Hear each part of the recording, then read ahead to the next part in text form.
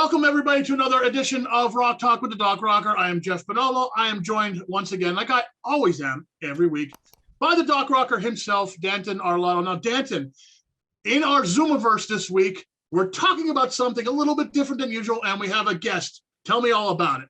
Yeah, so we're going to take a little bit of a different direction here, and we're going to talk about video game music, which is one of my absolute favorite things to talk about. Anyone that's been following along, following the teacher talk, we have some teacher talk components about video game music as well, and we bring in lots of guests to talk about that because there's always so much to talk about, and there's so many people to explore and engage with. So let's introduce our good friend Dan.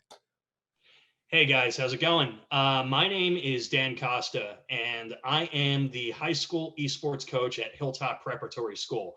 I coach for the Hilltop Hawks. Right now, we are predominantly a Smash Brothers Ultimate team, though there's also a Minecraft component. In the near future, I'm hoping to expand our offerings to include more FGC stuff like Street Fighter, Tekken, Killer Instinct. I've been gaming since I was old enough to hold a controller. I'm a former professional gamer myself. And I've been listening to music since as far back as I can remember. I love especially prog, heavy metal, classic rock, everything within that sphere. And believe it or not, I think with the video game music theme, we're going to have more to talk about than you might think, especially because one of the people in particular that I want to bring up has a very strong prog background. And in his compositions, there is no shortage of heavy metal arrangements. Yeah, I think I know exactly who you're talking about. But before we get there, I just want to compliment. I noticed in the background, we got a lot of great franchises represented. I see my boy Mudkip from Pokemon. I heard you like Mudkips. Arguably the best Gen 3 starter of the lot. He's my favorite. He's my favorite water type, definitely. But I'm always a fire guy, so I'll take Torchic. He wins just by that much. See, we got a Kirby plushie back there. We got a bunch of Mario baddies. Looks awesome, man. Very, very cool. Thank you. You can't see my desk, but my whole, right under my monitor is just laced with amiibos. I got my boy Mega Man. Everyone knows I'm a big Mega Man fan. Mr. Game & Watch. Not much music in the Game & Watch series, but it's still there nonetheless. Sonic the Hedgehog, of course. Mine are so many franchises. Oh, wow. Look at your collection. That is awesome. Very, very cool. So I see X and Zero on your fridge back there. I appreciate it. Actually, really quick, cool story about that. I had one of my students at my old teaching job. I used to work at a rock school for kids 7 to 17, and naturally, a lot of my students gravitated to me if they were big gamers. So we would do a lot of video game music in their lessons and stuff. And those figures, they're those little magnetized pixel dudes. One of my students made those for me for Christmas one year. Yeah, because he was the coolest kid ever, and he was awesome. And I totally cried when he gave them to me. So yeah. So I have those. I think of him all the time when I look at them. So we're going to try to touch on as many of these different franchises as possible. There's a lot of big name composers that we're going to try to touch on, and we're just gonna geek out for the next half hour to an hour and just see where it goes. Excellent. Well, we usually do, though. We usually geek out anyway, no matter we're talking about, prog metal or death metal or power metal or whatever. We're always geeking out about something. So this ain't going to be much different. I don't have the depth of knowledge that you guys do as far as video game music goes. I just remember back when I was a kid, I still love video games now. I'm 47, and I don't think I'll ever stop enjoying any kind of form of entertainment like video games, movies, music. It's all entertainment. Some people don't legitimize video games and video game music as much as they should, I think. And there's a lot of stuff that goes into it, just as much as any kind of orchestration that's done for movies or any kind of album. There's just as much care that goes into video game music, especially now. When I first started, I'm talking Atari 2600 back in the late 70s, early 80s. There wasn't many games that actually had music. I remember a few of them that had a couple notes would play. Little chip tunes, beeps and boops. Yeah. Yeah. Like when you started Raiders of the Lost Ark, that video game, it did play a real basic version of the John Williams score at the beginning. So that was neat for a kid in my age, around 10 years old, getting that game and oh my God, there's music to it. E.T., a horrible game, but there was music in that one. Pitfall, there was music in that one. Oh man. E.T. hits a nerve for every gamer out there. One of the ones that really impressed me when I was a kid was Star Wars Empire Strikes Back, the cartridge for the Atari 2600. It was just like the Battle of Hoth. If you're a Star Wars fan, you know what I'm talking about. When you play the game, if you don't get hit for a certain amount of time, you get the Force. And then the theme song from Star Wars plays. And it's like, it blew our minds. It blew like our 10-year-old minds. Like, oh my God, this thing can play music. And then going forward from that, there was a big jump, I believe, like when the Commodore 64 came out, and inside that Commodore 64 was a chip called the SID chip. Actually, there's a technical name for it. I think it's MOS Technology 6581, but everyone calls it the SID. And that was basically a synthesizer inside the Commodore 64, and that's where it really started to open up. Sure. Because you're able to play three different sounds, three sounds together, so you can make chords. And then there was a hack in the chip that people found out you could actually have a fourth voice. And then where you guys pretty much picked up from would probably be the Nintendo Entertainment System. Yeah, like third, fourth generation NES, Super NES, Sega Genesis, had something that kind similar. of stuff. Yeah, that had something similar, but I think that was able to play like 5 or 6 voices at a time, and then from there, it just kept growing. Yeah, because in the beginning, you had people that weren't really even musicians programming these things. They were programmers, so they're programming these little simple notes. But as you went on, you needed a musician to come in to write, like you could probably hum the theme song from the original Legend of Zelda. I probably still can. Like that's where I think it really started to become actual music like we know it, more so than just little beeps and boops. Yeah. The original PlayStation, in particular, the PlayStation 1, I think, really is what revolutionized the ability of video game developers to implement elaborate and what's the word I'm looking for? Very more sophisticated, very intricate and detailed arrangements of music in their video games, because it was the first system to be widely available on the home consumer market that used a CD-ROM drive for the games. Sure. And in the encoding in those discs was much more space and much more compatibility for things like music, as opposed to what were different levels of sophistication in chiptune, even in things like the NES, SNES, up to that point. And composers, especially at companies like Square Enix, well, then Squaresoft, took advantage immediately. Some of the all-time greatest video game soundtracks, and maybe not even the ones that might spring to mind as like most iconic, but some of the best I've ever heard are from the PS1 era. Yeah, it's funny you should mention the PS1 first and foremost. I'm going to do a quick little plug for our Teacher Talk show where we do a Bits on Pieces component where we talk about specific music. And we did a whole multimedia segment a couple weeks back. And our guest, Joe Adamski, did a whole big spiel on Metal Gear Solid, the first Metal Gear Solid soundtrack. And it was it was the Sniper Wolf death scene. And like, it was really, really, because I never played the Metal Gear games. For me, like the PlayStation 1 was like Spyro the Dragon, Crash Bandicoot, like the more kid cartoony kind of stuff. I didn't do the more mature games until I got much older. And by that point, it was like PS2, PS3, Xbox. I didn't really do that stuff on PS1. So I got to see it for the first time. And he showed us that scene without any of the music, and then showed it to us with the music. And it was like watching a movie, Granted, it hasn't aged tremendously well. The technology of video games so rapidly improves, but it really, really is cool. Like for me, like I am so glad I was born in like the early 90s, because I like rode right in on that 4th generation. And as I started really getting into music, that's when, we had an N64 and a PlayStation 1 and the Sega Dreamcast. Oh my God, getting started on. Yeah. Oh my God. We could do a whole podcast on Crush 40 with Sonic the Hedgehog music for the Sonic Adventure series. Yeah. And talking about the singers they brought in and the horn sections they brought in, and like the full fledged out rock songs that are like punctuating every other Sonic level. Anyway, it's interesting that you bring up Spyro the Dragon. Not a lot of people know this, but the composer for all of the games was Stuart Mhm. Copeland from the Police. Yeah, the Mhm. drummer for the Police is a well-known video game composer. Yes, he is. I remember, I forget, it was relatively recently that I learned that and was totally mind blown by that. Yeah, Yeah. I So- think Oh, it he's a was with talented dude, man. yeah, Stuart's yeah, a talented dude.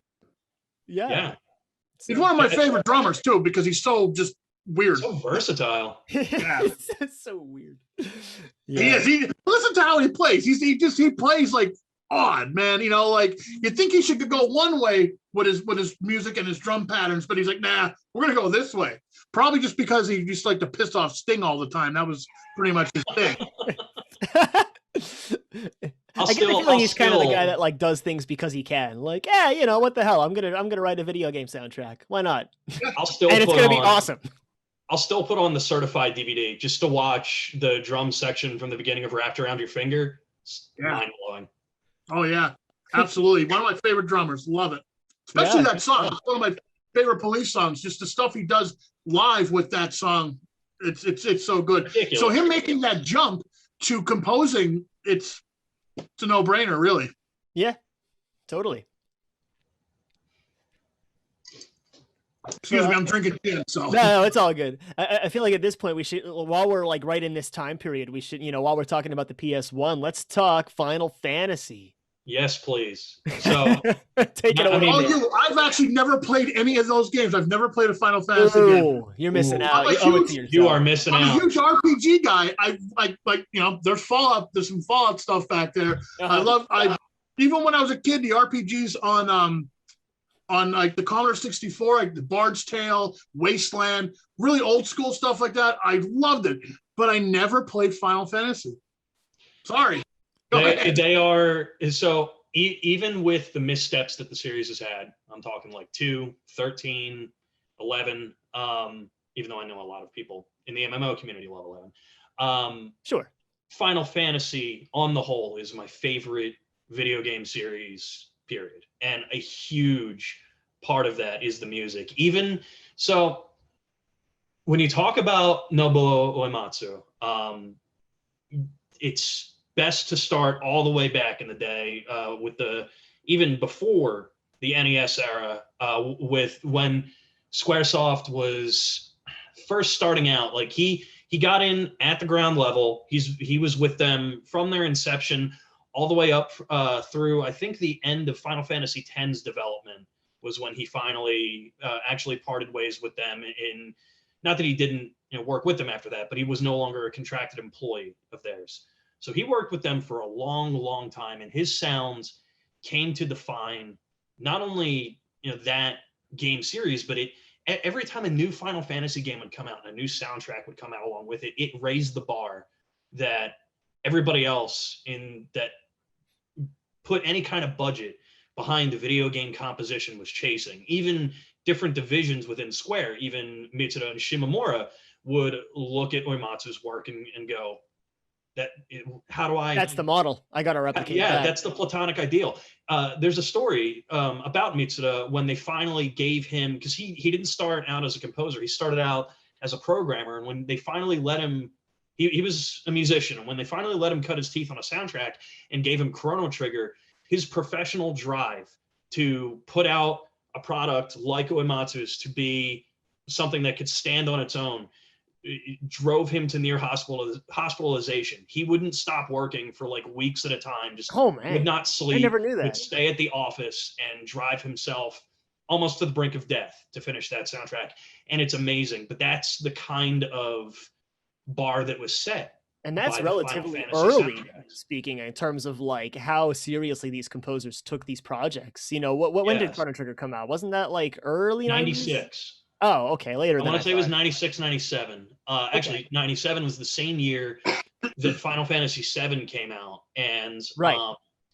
So those soundtracks had wonderfully deep, complex tracks on them before.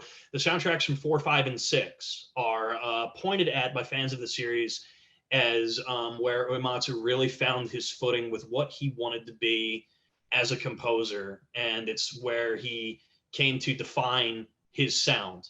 The final boss track of Final Fantasy VI is what a lot of people consider to be his magnum opus work. And even though it's not my personal favorite, it's very hard for me to argue that, because it is a 4-movement, 16-minute Prague Odyssey that details the life, through no lyrics, just completely instrumental, details the life, the rise and fall of the game's main villain, Kefka Palazzo, and it's called Dancing Mad. The Black Mages, who are a heavy metal band formed by Uematsu himself on keyboard and other members of Square in the later years of his career with them, have a cover of this song, and it's just one of the most incredible pieces of music I've ever heard. As they shifted into the PlayStation era with Final Fantasy 7, 8, and 9, those are what I consider to be the best in the series myself. The compositions took on a darker, grittier tone with 7 and 8 before returning to like the pure fantasy roots with 9's soundtrack. But it's really where that, along with 6, is really where he started using leitmotif and started orienting the soundtracks, by my perception, more along the lines of what you could expect to find in a series of movies, rather than what you might expect from video games a la a Koji Kondo soundtrack. Yeah, and you pretty much hit the nail on the head as far as using leitmotif as a comparison between game music and film music. For those of you watching that don't know, leitmotif is basically the musical depiction of a particular character or idea. And the easiest example of that, I always think, is the film music of John Williams. You know, you look at something like the Star Wars soundtrack. There's a theme song for the Force. There's a theme song for Darth Vader. There's a theme song for Princess Leia, like characters that have themes, and every time you see an Imperial ship on the screen, you hear bum, bum, bum, bum, bum, bum. So it's literally the music telling you, here comes this character, or here we represent this idea. And that is used so much in video game music as well, for obvious reasons, since a lot of the stories in the games are so character driven, and you're usually working with more limited tech specs on a game console usually than a big budget Hollywood film. So leitmotif bleeds its way into video games even really, really early on. I did a whole thesis on this in college. I talked about the Legend of Zelda music, which is going to be a big part of what we'll talk about today too. I think especially if we're mentioning the likes of Koji Kondo, who is, like I said, I compare him to John Williams of games because he's so well known for several different franchises and because of his extensive use of leitmotif in his soundtracks. And it's something I talk about quite a bit. And it's so often to the point that people kind of take movie music and video game music and just kind of put it all in the same bucket, which is really interesting to me because they really, aside from the use of leitmotif, they really are significantly different, I think. And yeah. That's a whole other thing we could get into later on. But that's earlier you had mentioned Metal Gear Solid and how it was like a movie compositionally, especially with the music behind it. And I agree, not just the first game, but the whole series. And that's a Hideo Kojima hallmark. He actually started out wanting to make movies rather than games. When he got into game development, that drive and those habits bled through into his development style, and that's why the Metal Gear Solid games are the way that they are. They're very, very cinematic. It's funny, when we did our teacher talk bit, Joe mentioned that as well. He gave us the specific movie too, like he was actually modeling after, I forget what movie from New York. Yeah, that was it. So and for reasons like that, again, it makes it even easier to make that direct comparison from games to movies, especially how more modern games have a much more heavily cinematic component to them. But even comparing like really old school stuff like Super Mario to like movies, like, oh yeah, there's music that goes with the scenes in the game. There's music that goes with the scenes in a movie. It's the same thing. But what I think is so interesting, the reason I always lean, not just because I'm a gamer and I love video game music is what got me started on piano in the first place. Like the whole reason I'm a musician today is because I love video game music. And that was my goal as an 8-year-old kid. Like, I want to learn how to play all this stuff on the piano. And that was what started all of it. And then that led to me making my life out of it. But, I forgot where I was going with that. No worries. I actually, to clarify something that I said earlier, I said as opposed to a Koji Kondo soundtrack with leitmotif, and you're correct. He uses the hell out of it, but it's more in his later compositions. I guess I was referring more to like his NES era stuff, where you would get a very iconic da da da da da da da, or like a Zelda overworld theme, but not necessarily a theme for a character that when they come on screen, it's like, or when they're about to, you can tell like, oh, here comes trouble. Yeah. Yeah. That I think really, I want to say that started with Ocarina of Time. Probably part of why I have such fond memories of that game. Yeah, yeah, and funny enough, we talk about that. The example I did for the multimedia thing was from a Zelda game, and a lot of the stuff that's made famous in Ocarina of Time actually has its roots in A Link to the Past. That whole idea of like, let's play Zelda's theme every time there's a princess character on the screen. You know, one of the maidens, one of the daughters, or whatever. We always going to play. You're right. Now that I'm thinking about it, you are right. Every time there's reference to, you know, the Dark Wizard, Aghanim, you know, trying to resurrect Ganon or do whatever, you always hear that same menacing undertone. So it even goes as far back as that. It definitely is made much more in the forefront in Ocarina, which is why I think a lot of people refer to it that way directly. But yeah, no, it's just really, really cool. But like the thing that makes video game music so much more interesting to me is the interactive nature of it, you know, Yes. or how your direct involvement in the medium affects what happens with the music. You know, like you're riding your horse across Hyrule Field, you hear one version of the music, but then when it's nighttime, there's a different version of the music, or sometimes a different track entirely. Or if there are enemies present, there's a different version of the music there. So every time you could go through the same scenes of a game or the same areas, the same locations, and you always get a different musical experience. And that kind of thing, even as a kid, just for me, just tickled my ears so much. And like, I gotta like unpack all of this and figure it all out. I know what you mean. There's one Final Fantasy thing in particular I really want to bring up that was like that for me. I was 7 years old because I was born in '89. I was 7 years old when Final Fantasy VII launched. I had just gotten a PlayStation 1 for Christmas.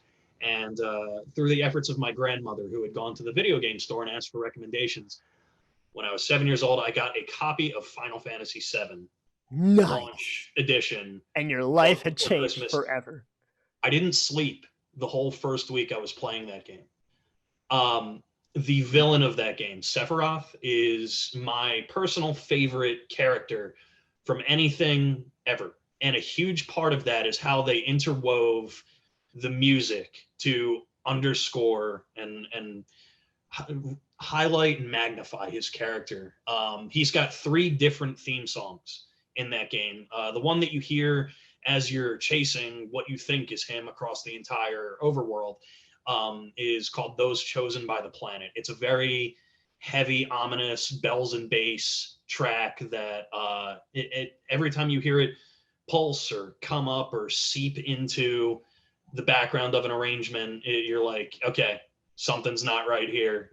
By the time I got up to the final boss fight, finally to face off with him, that song alone had, along with the plot points and the characterization in the background, had instilled in me enough fear of God about this guy that I had no actual idea how I was meant to beat him. And then you get to his final boss forms, and the first form has a song called Birth of a God, which I guess you can draw your own conclusions about what the context of that title implies, but it's a very high energy, fast paced, high tension composition. It really brings out, even as you're sitting there pressing X and going through menus and selecting commands, really brings out the adrenaline and puts you under pressure to be able to deal with this world-ending threat, or else kaboom. And then probably one of the most famous, iconic moments in gaming, you finally overcome this first form, and his second form pops up. Savior or Safer Sephiroth, this angel thing, descends from what looks like the heavens to stare your party down, has magic powerful enough to fake supernovas for the sole purpose of damaging you, bringing you to your knees and steamrolling the hell out of you. And the first thing you hear as it shows up is this Latin angelic chorus singing lyrics that you probably don't know the meanings of, but when it gets to the hook, his name repeated, Sephiroth, Sephiroth, and that track, One Winged Angel, I think is up there with the Mario theme, the Zelda theme, Oh, as far as like easily as far as recognized video game pieces. iconography in Yeah, gaming. yeah, Just absolutely. one of the greatest of all time. I can't imagine the kind of creative juices flowing into Uematsu's head needed to come up with those tracks the way that he did. But he is, in my opinion, this is a bold statement, hot take warning. In my opinion, the single greatest composer of the previous century. I think you're definitely not alone in that opinion. He's definitely easily one of, if not the most highly regarded. And I myself, having not played a lot of Final Fantasy, that I have played, almost every track. I did a full playthrough of Final Fantasy X for the first time in college with a friend, and every single it was just knockout track after knockout track. And I remember like secondhand hearing a lot of Uematsu's stuff from the earlier games, like 6 and 7 in particular, and being like, wow, the music in these games is really good, I really should play them. But my first one was 10, and even then, playing through like every single battle theme, there are so many of them. For almost every boss had its own theme, and there were just so many for almost every cutscene that was so perfectly scored. And just, I remember just stopping on Mount Gagazet near the end of the game just to sit there and listen to it and just take it in, because he is an absolute artisan of the craft as far as establishing tone, conveying character, so many different things that he could achieve with his music. And that's not even considering what he does when he performs it live, Yeah. So yeah, no, it's definitely, I don't think that's really a hot take at all. I think there are many out there who would agree with you. And while he's not my personal favorite, just because I don't know enough of the stuff, I'm not super big into Final Fantasy as much as I am other series. He's definitely up there. He definitely goes toe to toe with the best. So, I guess now would be as good a time as any to segue into Koji Kondo, the earlier foundations of influential and iconic video game music. I would say next to Uematsu, he's the other just household name. For those of you who don't know, Koji Kondo is the man responsible for the Super Mario Brothers music. He's responsible for The Legend of Zelda. If it's he also had a hand in Star Fox. I know he did. I know he did the music in Star Fox 64. I don't remember if he's Star Fox for sure. Oh, did he? Okay.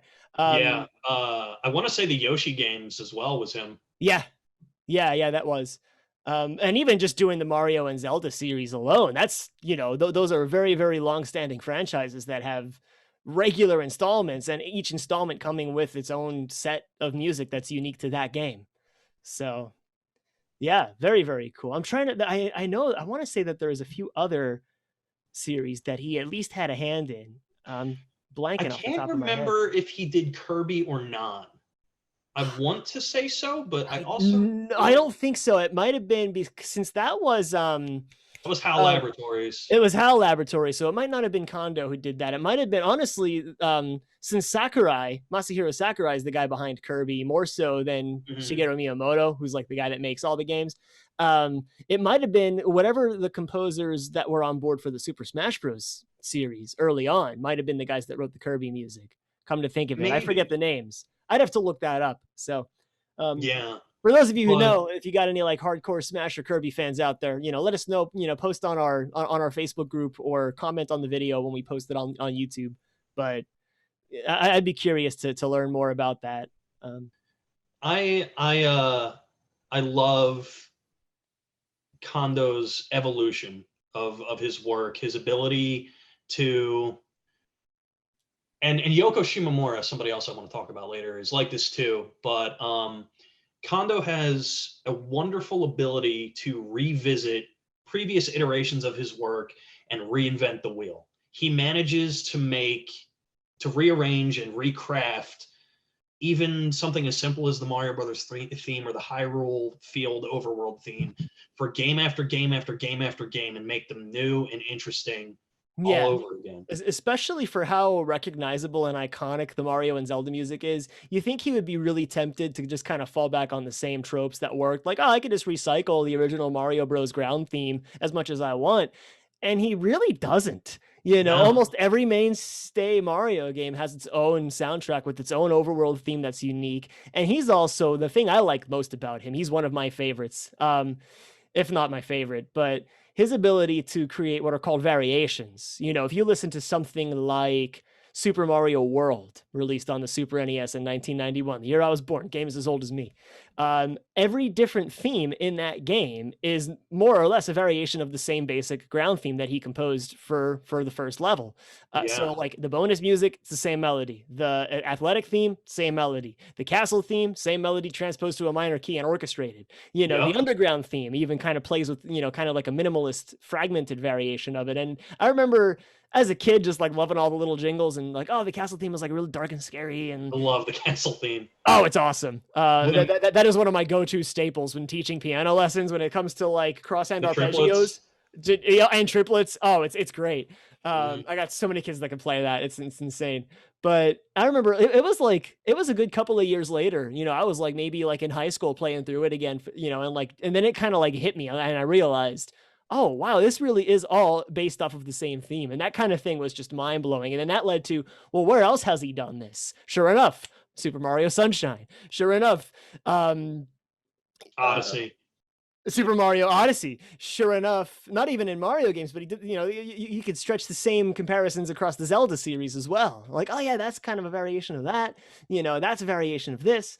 Oh, wow. And the fact that so many of the different Zelda games have unique just unique standalone tones all unto themselves. Like my personal favorite Zelda game, the one that I feel is all around best in terms of, not to say that I dislike any of them, but the one that I think is all around best in terms of execution, gameplay, music, the complete package is Wind Waker. Okay. And that is a totally different tone and style, even from Twilight Princess, which came out in the same game generation. Mm-hmm. Like you said about variations, you can draw so many parallels between the music of both, but taken even individually, if the art styles night and day, contrast greatly. Yeah, absolutely. And that's funny you should say that, because for me, Wind Waker is actually my least favorite. That's one. Okay. Mine is Majora's Mask, and I get crucified for that quite a bit. Oh, I'm sure Majora's Mask fans are hardcore. For me, like I was a Twilight Princess kid. I was all about that. Wind Waker came out, and I didn't like the art style. I didn't like the direction they took with it. So for me, Twilight Princess was the answered prayer. I mean, Christ, I named our dog after Midna. So, so I do love Twilight Princess. Yeah. So, but I will concede that Wind Waker boasts some of the best music of the entire series. And as much as I didn't enjoy the game, I go back really frequently just to listen to the soundtrack time and time again. And it's just a testament to Kondo's work of just writing great music that fits not only the context of what that game is trying to accomplish, but also just you could take at face value for it's just a standalone solid suite of musical pieces that you could enjoy. So so many times I'm just shuffling Zelda playlist after Zelda playlist on YouTube while I'm sitting here doing work, checking emails. I'm just going through compilation after compilation. Here's all the Wind Waker stuff. Here's all the Twilight Princess stuff. Here's all the Skyward Sword stuff. We haven't even started talking about Skyward Sword. Yeah, right. And we got the HD remake of that coming. I can't wait. Yeah. Well, let me bust in here for a second, because you say that you talk, or you've been listening to like soundtracks. You pull up the Zelda soundtrack and just listen to it like you would a normal album. Yeah. Oh yeah. All right. Okay. So because I've been silent too long and I'm almost out of gin. Well, let me ask you guys this: is there anything we just don't shut up? Well, no, and that's fine. You guys are talking about like little pieces of music that like are iconic and like sit in my head still. I could still, like when you mentioned like the Mario Brothers theme, like bang, I was there. I was playing my NES, at age 16, and it's like I remember. And same thing with Zelda. That beginning of Zelda. Because that was the first game I ever bought for the NES was Zelda, and I was hooked because it was like, it just it's what I love about video games. I love adventure RPGs and stuff like that. So, but anyway, getting back to what I was going to ask was, is there anything that like any bands, any rock bands, metal bands you got into because they were featured in a video game? Because like what I gotta mention is like, as we went into like the mid 90s, I'd say there were bands that are on video game soundtracks, like, you know, like the Grand Theft Auto Vice City radio station, for instance. There's all these bands from the 80s and stuff that were on the radio station because that was part of what the, you know, what the game was about. Place in the 80s, yeah. Right, the Tony Hawk. There's a soundtrack for that, right? Yeah, Tony Hawk for sure. Yeah, I mean, we could do a love podcast on the Tony Hawk's Pro Skater soundtrack. Yeah, I mean, you can really, I mean, you could just talk about those soundtracks. Really, that's the reason why I know who the Dead Kennedys are. Yeah, exactly. That's what I'm saying. Was there anything that was my you guys first got exposure into? to Anthrax. Yeah. Was on Bring there you go. Yeah, too. answered my question. Yeah, You know, there are some bands I found because of video games and video game soundtracks like that are in the video game. For instance, like I'll mention Fallout again. Back, you know, the little banner back here, that's not from the state of California. That's in the New California Republic. Okay, different. There's one game in particular actually that I can bring up for that to provide a more in-depth answer to that question from my end anyway, called Brutal Legend. Yeah. Great game. It's freaking amazing. It's heavy metal, the video game. Jack Black is the main character. Ozzy's in it. Lemmy's in it. Rob Halford's in it as different characters. And the story's awesome. The gameplay's great. It's an open world hack and slash that sometimes turns into an RTS. They wanted to get Dio to be the main villain. It didn't work out, unfortunately. So they got a tiny little actor that you probably never heard of named Tim Curry instead. Nice.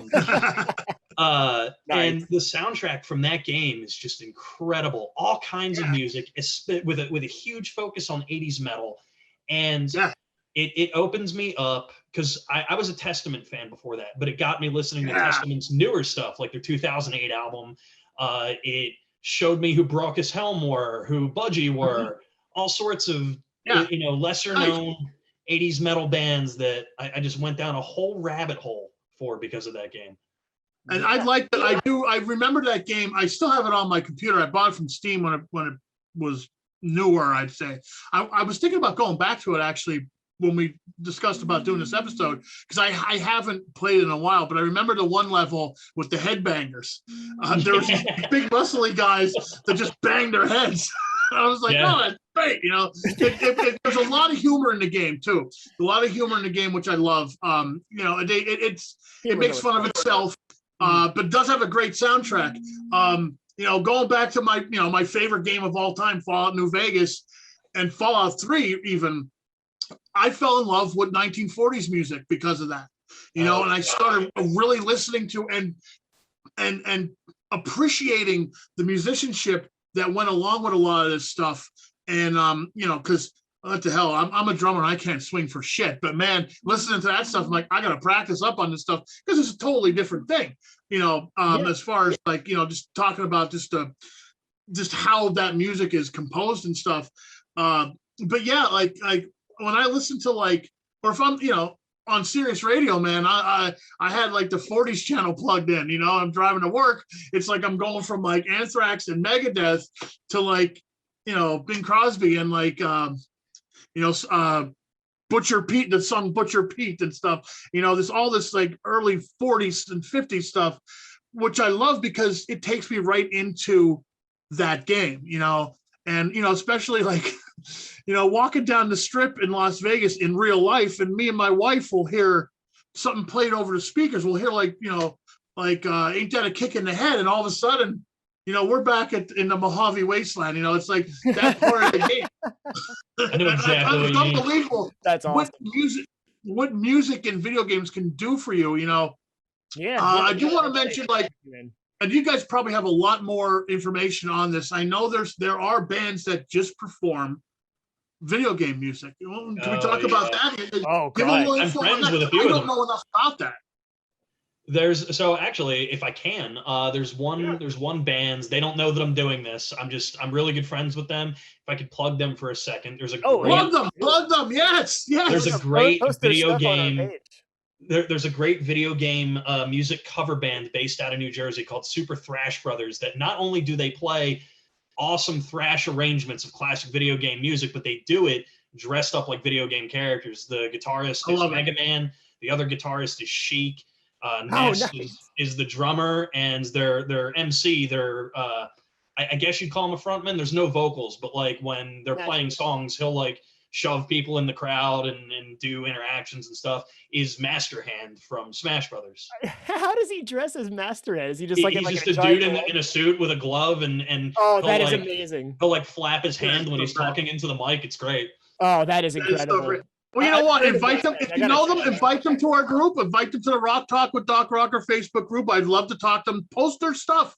Why not, man? Yeah, I would love to. I'd love to check more of it out. Yeah, and they're from Jersey. So as soon as this whole damn thing gets lifted and do a live show, we should go. I'll go. Yeah, I've seen them something like 7 times now. They're wonderful. Yeah, nice. You could even in that same vein, you could talk about like going to video game conventions where they usually feature bands like this that do this stuff. I know a lot of the big names are guys like the OneUps, the Minibosses. You know, like they do all like different boss battle themes from different game series and stuff. There's a really popular Zelda tribute band called Master Sword that I just discovered pretty recently, and they're incredible. So back about like what, maybe 12, 13 years ago, I'd say, I took Danton to a video game convention. The Too Many Games video game convention. Too Many Games is my favorite convention. They were a tiny little convention. It was like the 3rd year that they had it. I had to do something for the TV show I was producing at the time, Off the Beaten Path.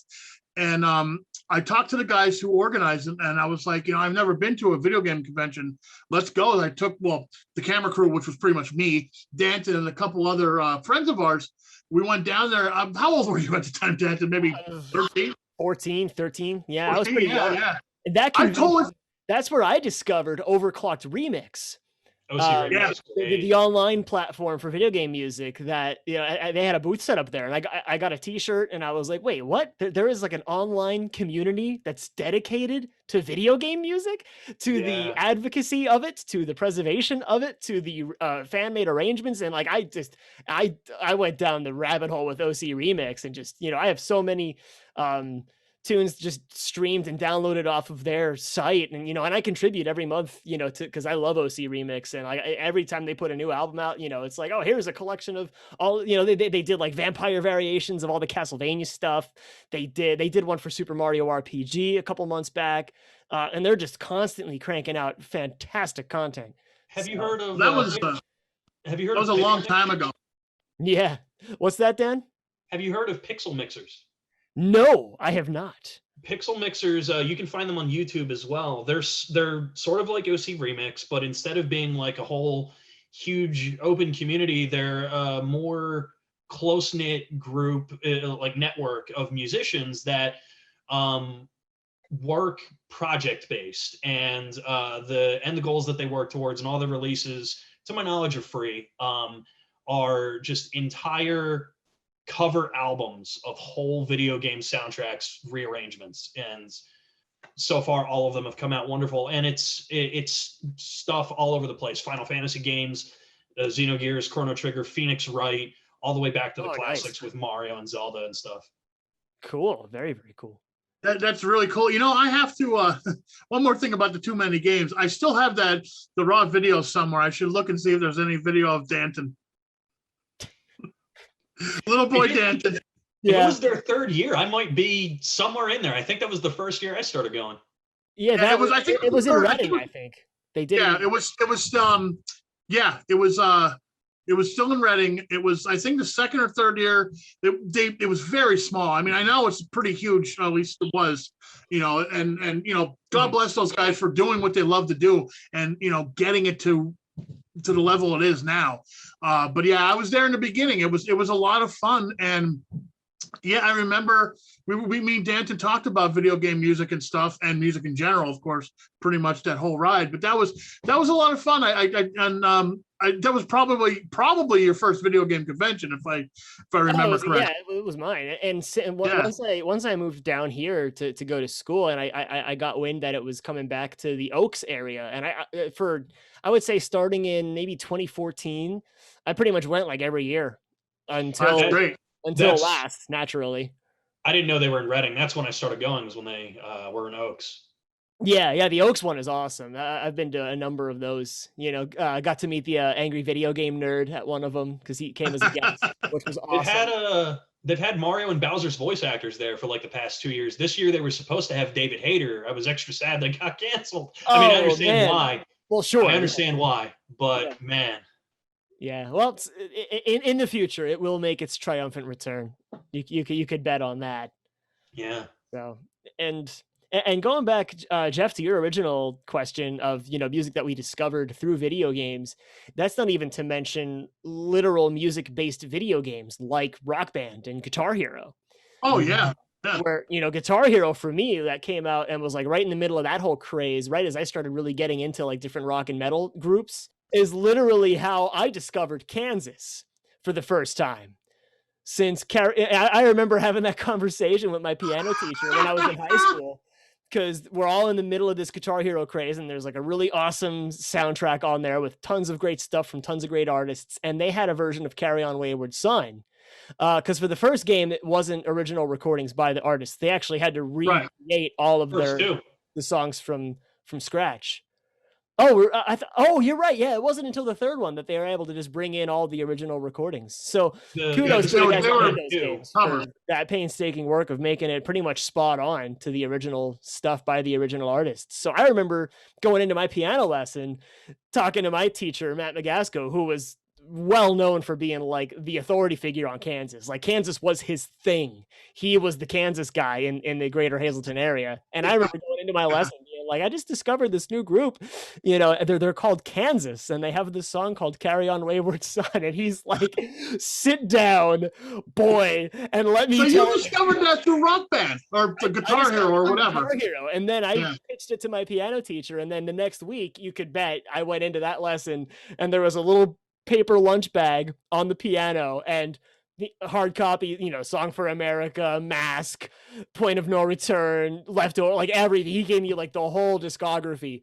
He's like, this is your assignment. Go home and just listen to all of this. And that was how I got into Kansas, because I got exposed to it initially through Guitar Hero and then ultimately through my piano teacher, who got me really turned on to them. So digging out my closet the other day, cleaning up around here, and then I found this. That's awesome. So, fun fact about the Rock Band and Guitar Hero games: that controller is the single best one, official controller-wise, that they ever made for the game. It's the most responsive. It's the most easily controllable. Has no input delay. All the rest of them that they made have some kind of frickin' problem, but that one is amazing. Oh, cool. Yeah, Rock Band is one of the games I used to play professionally. Oh, really? Okay. Yeah. I remember when it was huge. I remember when bars were holding Rock Band / Guitar Hero nights. Like, real bars where we would play, you know, live music. We're like, no live music this weekend. Guitar Hero or Rock Band or whatever, you know. I could totally understand. Yeah, it was that was a craze. I don't know if you guys were legally at the age to drink at that time, but I wasn't. I was in high school. I just barely. Yeah, I'm telling you, man, it was crazy. It was a lot of fun for a while. And I haven't played it in a long time, but it was fun getting together with other people, with friends, and having a few beers and rocking out to Wayward Son on one of these guitars. It's a lot of fun. It really is. It's a good time. It's definitely a guilty pleasure. It also made me purchase. Oh God, what was it called? The one where you actually plug a real guitar into. Oh, Rocksmith. Rocksmith, yeah.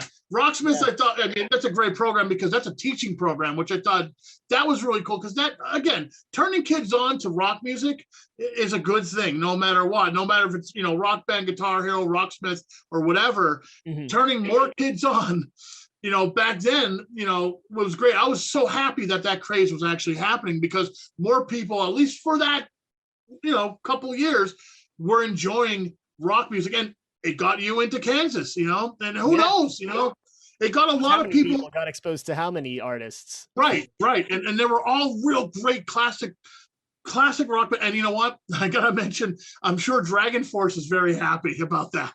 Yeah, definitely. Because otherwise, I don't think they would have been as big of a power metal band as they became. And I agree with you. I agree with you. And I'll leave my commentary about Dragon Force at that. We'll have to revisit the power metal segment of our show. Yeah, really. And talk about, power metal and Dragon Force. It's absolutely where they got most of their most of their fame and fortune probably came from. They were included in that game, and it was really hard. Yeah.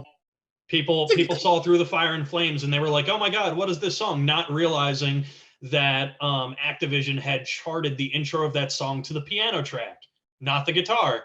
It was that's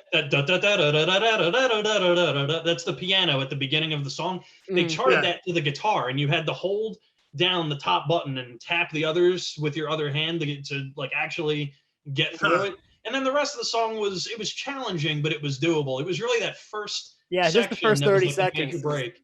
That was what separated the men from the boys. Yeah. It was.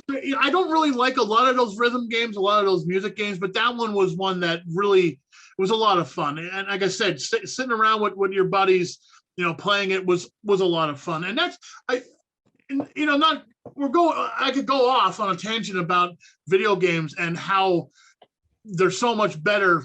In some ways, they're better than movies because you're an active participant. I know me and you mentioned this, Danton, at the end of our podcast last time about how somebody in my past life used to bust my balls about playing video games, but that person would sit around for 3 hours and binge watch 90210 or something like that. And I'd be like, well, how the hell is watching a movie or binge watching a TV show better than me playing a video game where I'm an active participant in the outcome of the actual story? Yeah, where you're in direct control of what happens in the event. But what I'm doing is childish, but what you're doing is okay because why? So that's I don't want to get off too much of a tangent. It was at first were targeted for kids, and like we were lucky enough, Dan and I, that we were like in that like one of those first generations of kids to whom those games were targeted towards. And luckily for us, as we grew up, so did the franchises, and now they're delivering just as much adult content as they are for kids now.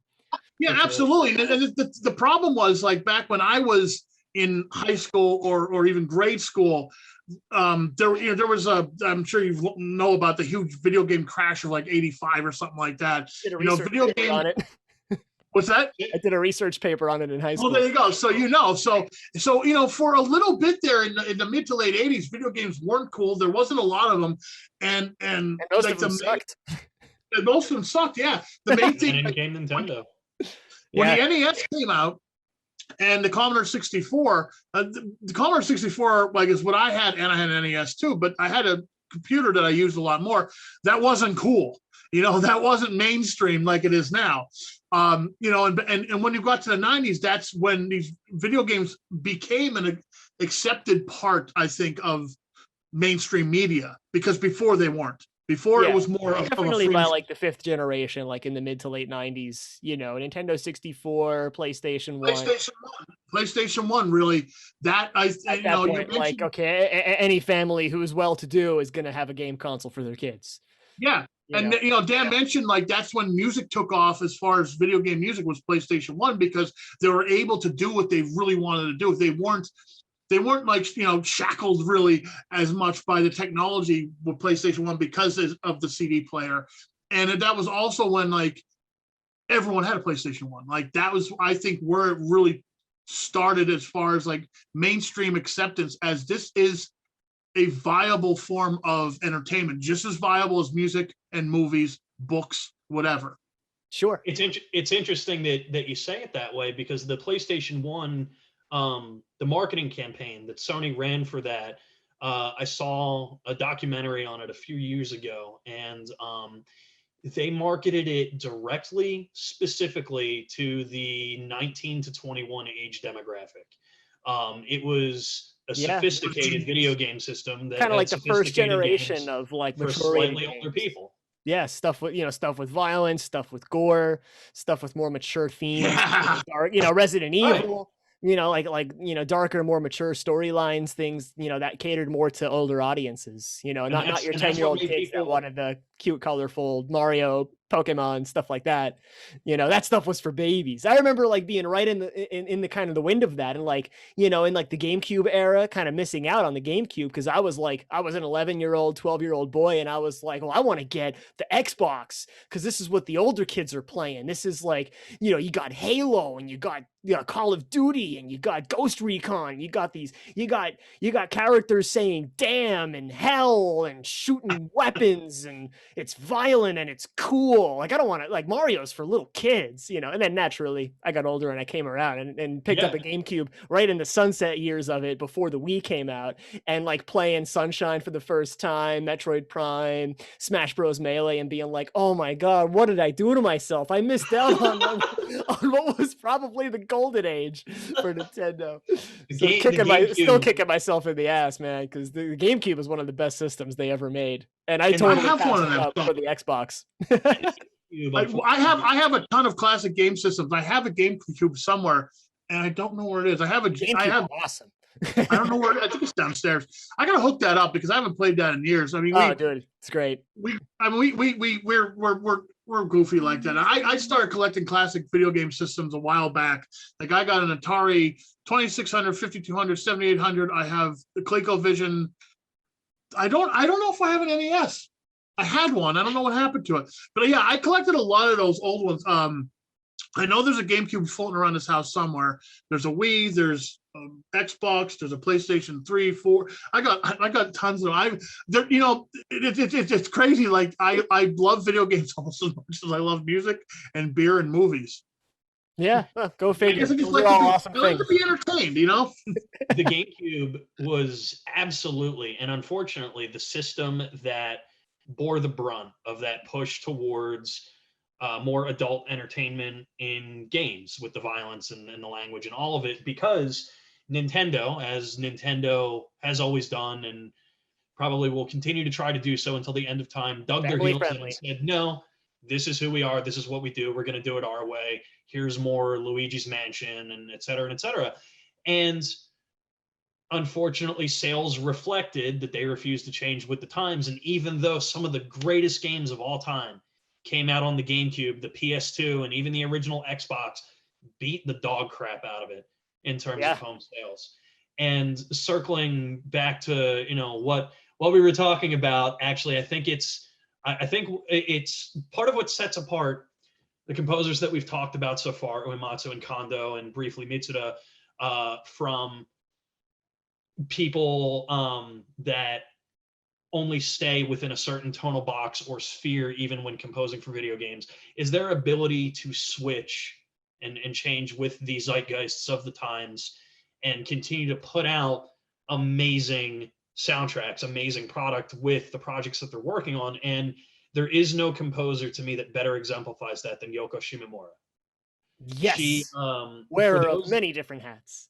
Yes. For those that don't know, I'll give you an example of the dichotomy, the spectrum of her body of work. She is the genius behind the Street Fighter II soundtrack. All of those character themes, the Ryu theme, the Ken theme, the Guile theme, all of those ones that maybe they pop right into your head as I say those names. And then also the Kingdom Hearts series with those orchestrations and arrangements and leitmotifs and the blending of the RPG and Disney styles. And then also Super Mario RPG, reworking things that Kondo had done, taking his foundation, running with it, and turning out reworking a lot of great classical stuff too. She throws in tons of nods to Tchaikovsky. There's like quotes from the Nutcracker in that soundtrack. There's all kinds of really cool, colorful stuff, and she takes it all in a whole different direction.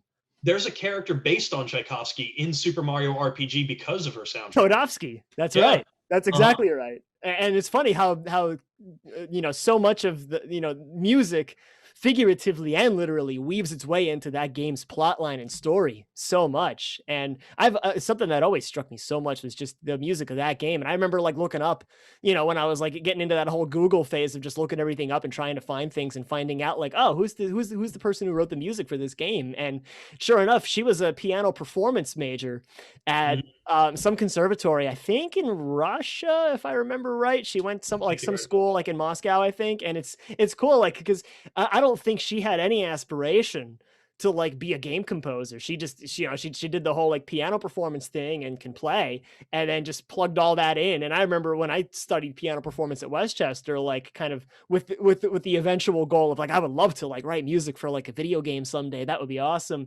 And like really digging in and studying her work and like, really pulling it up and looking at it under a much more detailed lens. Yes. So going back to what you were saying a bit about her ability to weave classical music into her compositions and arrangements, that more than anything else stood out to me in the Kingdom Hearts soundtracks in particular, especially Kingdom Hearts 2, when you're winding down towards the end of the game and you get to the world that never was. There's all sorts of minor key classical compositions that permeate that final level, the final boss battles, and even portions of the ending sequences that like I can close my eyes and I can picture either the character or the music, vice versa, and I'm there again. It's incredible. As iconic or recognizable to me as Toccata and Fugue, or For Elise. Yeah, totally. And it's funny. I think she kind of goes on a lot as like an unsung hero, where like so many people know her music, but not many people who know her music know her name. And I think that's really a huge disservice to her. I agree. And they're still using her music today in Street Fighter. Like they take the Street Fighter 2 character themes that she composed and they just rearrange and rework them as the character themes of each new game. They've done it with 4 and now 5, and they're still every bit as captivating and amazing as they ever were. And catchy as all hell. All hell. Especially Guile's theme. Guile's theme goes with everything. Yeah. Guile's theme is the ultimate jam. I still can remember being in the arcade and playing Street Fighter for the first time and thinking, oh my God, this damn thing's hard. But yeah, the music is pretty iconic though. I have to agree with it. There was just that just goes back to like, I have some crazy memories of Street Fighter. I absolutely love that game, man, but Guile was not my favorite. Mr. Sit in the corner and throw Sonic Boom. No. I was a Zancliffe or a Blanca guy. Was it Blanca? Blanca, yeah. And then Zangief, yeah. Zangief. Yeah, he looked like my friend Eddie Yannick's father. So he looked like Eddie Yannick's father. So that's why we liked him. That's amazing. It was a big burly dude, man. God bless him. I have such a love-hate relationship with that character, because in the later games, when his moves actually became possible to do, when you could rotate the control stick and hit punch to do his pile driver reliably, so fun. But in Street Fighter 2, I remember, breaking my hand on that arcade control stick just trying to get it to come out. Yep. I feel your pain, dude. I really do.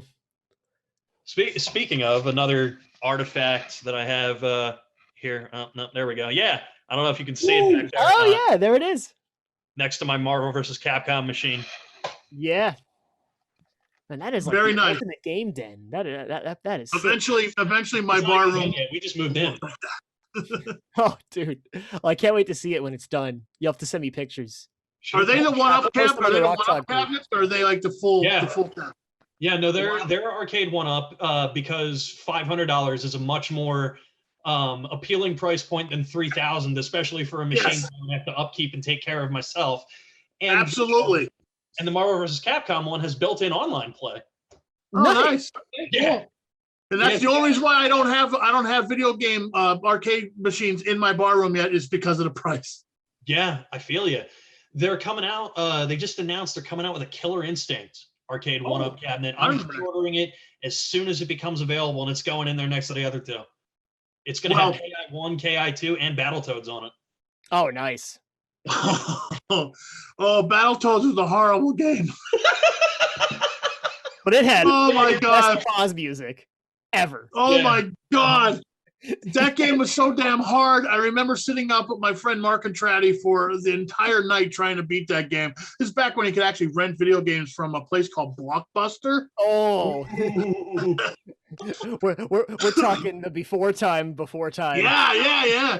We'd go and we would rent Battletoads for the weekend. We'd get a 6-pack of beer and we'd sit in his basement and we'd play that freaking game, and we could not beat it because it was so damn hard. It really is.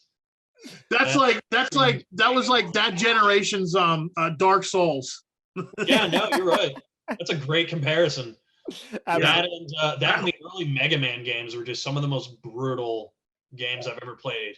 Oh, I swear by the classics. I could play through all of them at this point. You guys got me itching to play some classics. I get up to the first boss and I'm just done. Mega Man Classic is what got me through grad school. It was like that was my stress relief, just like blitzing through like Mega Man 1, Mega Man 2, Mega Man 3, Mega Man 4, Mega Man 5, Mega Man 6, Mega Man 1, Mega Man 2, Mega Man 3, it's just over and over again, like daily, just going through it. I did a successful no death run of Mega Man 1, but I did not record it, and I regret it because I haven't done it since. I haven't pulled it off, but yeah. What do you guys see for the future as far as video games and video game music goes? Like, let's go forward in time. Like, where do you see it going? Do you see it becoming even bigger? Do you see more like? I know there's some concerts that actually have, like orchestras performing these things. Like, we're going to see that more. Like, where's it go next? Yeah, I foresee nothing but growth. I think it's only going to go up. The technology is only going to improve to allow for more creativity, to allow for more flexibility, for more adaptability of the soundtracks, to really let the composers, especially now there are so many big name composers in the AAA companies, and even not AAA, but all across the board. That right, a lot of indie companies are able to get good quality musicians to play and write for these games. There's another thing I want to mention. I almost forgot about this. Periphery, the guys from Periphery do voice work, and they did some video game stuff too, didn't they? Yeah. Misha Mansour laid down a bunch of guitar tracks for the Halo 2 Anniversary remaster in 2015. Cool. Yeah. I actually got a vinyl of it from my brother for Christmas. I don't think he's listened to it yet. But I'm gonna have to track it down. I love Periphery. Actually, it was Dream Theater, my all-time favorite band, that got me in the Periphery. Jake Bowen, John Petrucci's nephew. That right. connection. Yeah, that same connection. Yeah. Good stuff.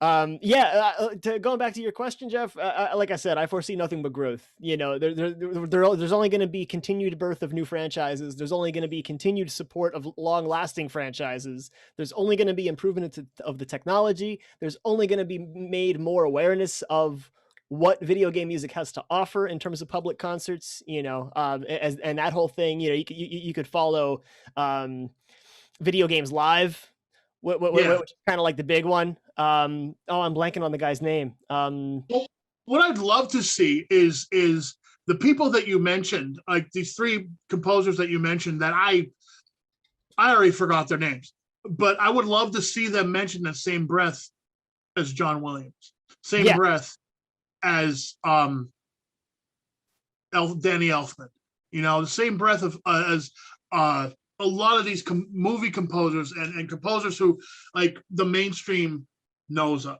because what we talked about is it's more mainstream than it was, say 25 years ago, but it's still I think a big jump before it becomes because they become the John Williams. They may be the John Williams of video games, but they don't have that name recognition as John Williams does. And I think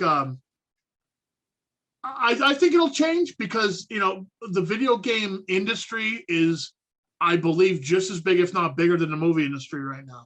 Believe it or not, it's the biggest industry. I had a conversation actually. I used to work different conventions in this area because my fiance and I are both cosplayers, and and stuff like that. One of the conventions I worked had me or saw me slotted into a detail for the con's premier guest, Max Middleman. He's the voice actor for One Punch Man, Saitama, and does video game voice roles as well.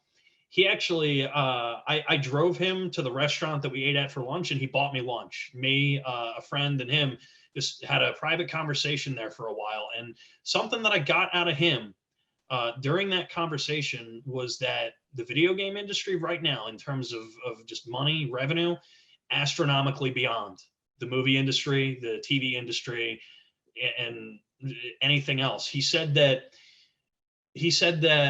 doing one video game brought in, I think he said 10 times the revenue for him than all of One Punch Man did. Oh, wow. That's actually, Crazy. I'm surprised to hear that. That actually surprises me.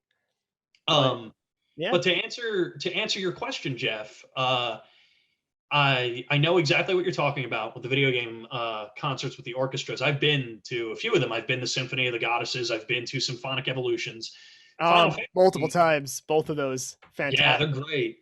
Final Fantasy in particular has one called Distant Worlds that is directly overseen by Uematsu himself every show. Like, he's in attendance. He watches the composer and the orchestra and everything. Yeah, doesn't he play too? I thought he played or conducted or not something. Not anymore. He's mostly retired, unfortunately. Oh, now. Okay. He consulted for the soundtrack on FF7 Remake, which, my vote for best video game soundtrack of the past decade. It takes all of the already very heavy metal arrangements in that game and just cranks them up to 111. Just nice. I'll shoot you guys some links after this. You can please do it out, but completely inspired music. And I drove out to Jersey, North Jersey, to see it a couple of years back, and he was in attendance. And I just remember this overwhelming feeling of amazement just being in the same concert hall as this guy.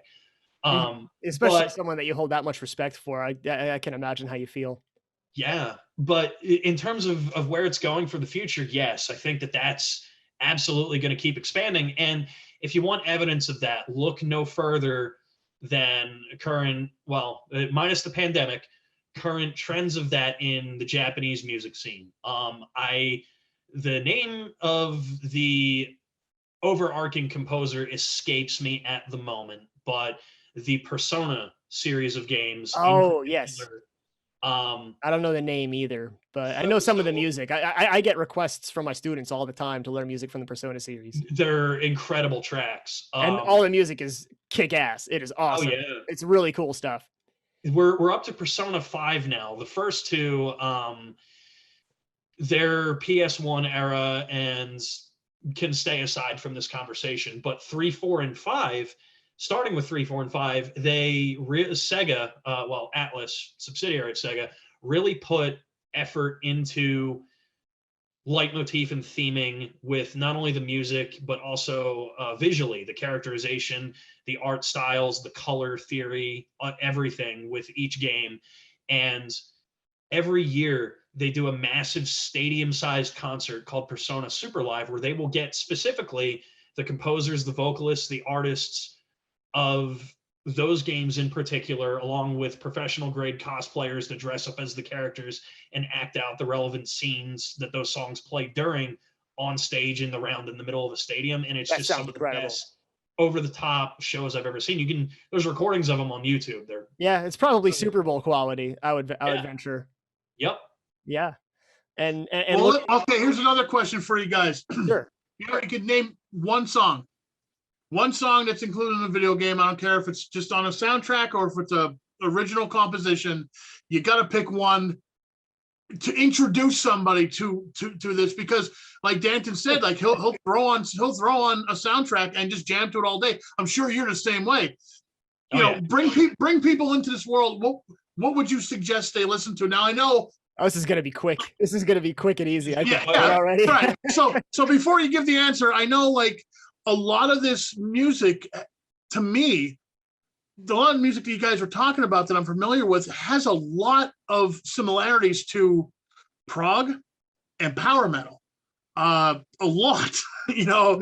Yeah. So, and I think that's the Japanese influence there from a lot of this comes from that, because I know over there in Japan, the power metal and prog metal, it's a huge thing, way more than it is here. So, okay, back to the question. What would you guys suggest? Give me a song to bring somebody into this video game music world. Start us off, Dan. Oh yeah. I'll go first. One Winged Angel. I brought it up earlier. I could have called it. It is the crown jewel of the Final Fantasy VII soundtrack. And, Agreed. But it's just one of the most enduring, amazing pieces of music to come out of the medium of video game music ever. If I'm gonna check it out. It looks like there's lyrics to it too. Yep. Yeah, all in Latin, and I see that. Oh, it's amazing. The Black Mages, that group that I mentioned earlier, Uematsu's heavy metal bands. Got it written down. Gotta check that out. They made a sequel to Final Fantasy VII in in movie form called Advent Children. And I've seen that movie. Yeah, I didn't really like it too much. They rearranged One Winged Angel for it into a new track called Advent One Winged. Lyrics are still Latin, but are slightly different, but it is full out a prog metal track, like just some of the hardest, heaviest music I've ever heard. And minus, they don't growl or anything, but in the tone of the instruments, just brutality. It's dark. It's dark and angry. Yeah. It's great. Well, I got it pulled up. I'll check it out after we're done here. Danton? Before I give my answer real quick, going back to Dan's comment about, the whole like live performance, like in stadium settings of video game music, Americans don't get discouraged. There, was plenty of that going on in our country too, especially, before pre-pandemic. But the biggest one, and I looked it up because I mentioned it before, it's called Video Games Live. The guy that spearheads that, his name is Tommy Tallarico. And he's a well-known game composer, and it's kind of like his mission to like bring. So what he does is he'll tour and find local symphony orchestras and recruit local amateur and professional musicians to put these concerts on for public. It's basically that kind of outreach to get video game music into concert halls. I got to see him with the Allentown Symphony a couple of years ago, and it was really, really an awesome experience. So especially once this whole pandemic cloud is lifted, and we get to the point where we could go back out and go to concerts and festivals and things like that, you definitely want to check out any kind of video game music based things, Dan mentioned a couple as well, like with the Symphony of the Goddesses, like a massive celebration of the Legend of Zelda series. Symphonic Evolutions does the same thing, but to Pokemon, which is another series just as well known for its music as it is for so much other aspects of its content. So yeah, definitely worth checking this stuff out. Definitely knows what he's doing. Yeah, absolutely. So my vote, my go-to, like my Desert Island video game music piece, is by my personal favorite game composer, which is surprising we've gone this far without mentioning him, David Wise of Rare, the UK-based company, made famous for the Donkey Kong Country trilogy on the Super NES, which is something I've talked about many times before on different episodes. Got to give it to, arguably his most famous track, Aquatic Ambience, from Donkey Kong Country 1, which is a painstakingly done labor of love for making a very, very, at the time, robust synthesized soundscape.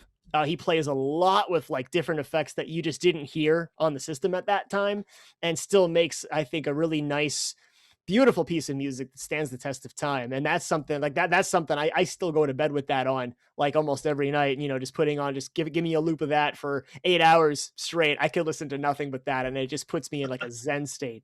It's rich harmonically, it's rich melodically. It's rich in terms of the sounds that he created mostly from scratch for the purpose of making that soundtrack in the game. And just, you just have to listen to it. I think the whole overall run of it is maybe a minute and a half. It's pretty long as far as like a classic video game loop goes. But yeah, definitely aquatic ambience. And there's a really awesome OC remix of it called Beneath the Surface. And I forget which overclocked remixer does it, maybe Protricity. I'll have to look it up and I'll put it in the description and link to that, because that is an even more amazing rendition of the music that's very, very faithful to Dave Wise's original creation.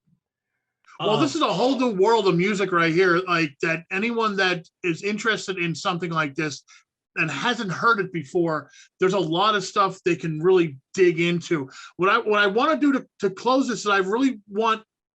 I mean, we just scratched the surface. I mean, we could talk probably for hours about this stuff. I know you two can, but to close it out, give me your final thoughts.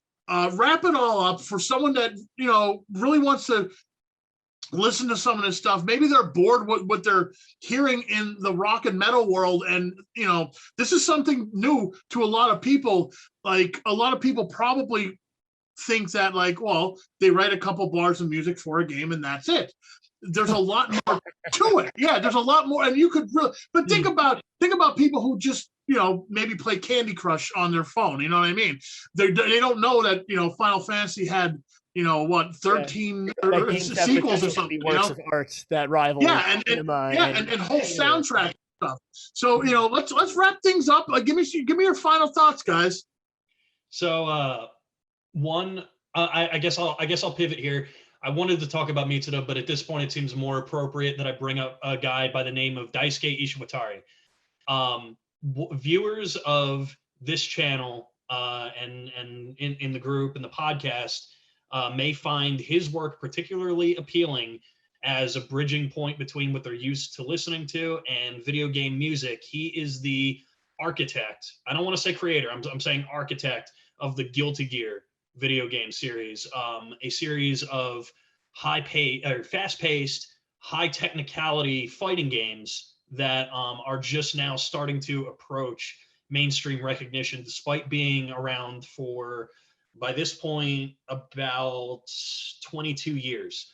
He composed all of the music for the game himself, plays guitar on all of the tracks, wrote all of the story for the game himself, voices the main character, Saul Bad Guy, and is just an all-around awesome human being. Every single composition for Guilty Gear is just out and out some of the coolest, most creative heavy metal you will ever listen to. And he is a student of 80s heavy metal. The Guilty Gear games, all of them are just riddled with characters, moves, and places, locations, musical themes that are referential to all kinds of different bands. There's a guy that's just named Slayer. There's a guy that's just named Venom. There's a guy with a super move called Ride the Lightning. Saul Bad Guy. I wonder where they got that from. Yeah, right.